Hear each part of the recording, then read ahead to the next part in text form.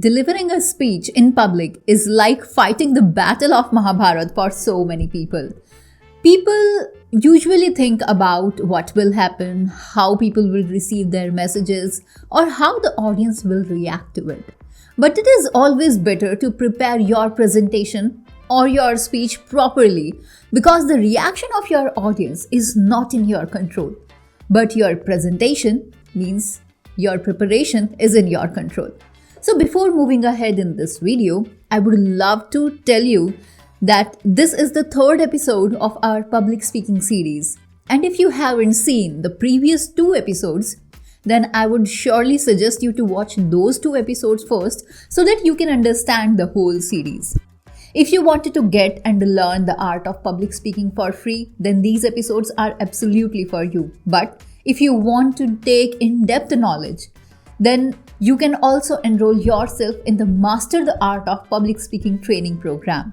You will find all the links in the description box below of this video.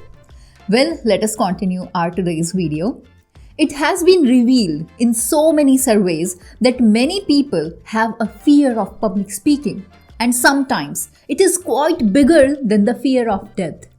And on average, people are not afraid of speech writing or to the surveys that goes into it, but people are afraid of speech delivery.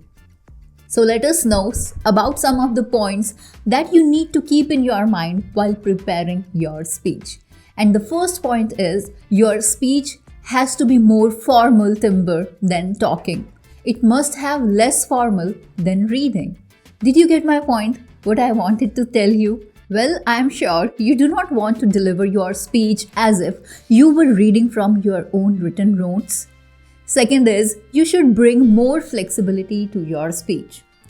Third point is, meaningful pauses should be taken when you are speaking from your notes or while you are speaking from the stage. Fourth point is, eye contact should be maintained properly. Fifth point is, where minor changes are required, you should take appropriate changes from time to time. Sixth point is, always pay attention to your vocal emphasis. Seventh point is, it is always important for you to always look more confident. Well, why I am saying so is because the more confident you appear, the more confidence you can convey to your audience. Well, in many cases, while taking references from the written scripts, many speakers exactly replicate the words written in their scripts. And as in a situation, they do not make any sense. Anyone can read from the words from a piece of paper. So what is the point here that when you are giving a presentation, does it make any sense? Have you ever heard a speech from an excellent speaker?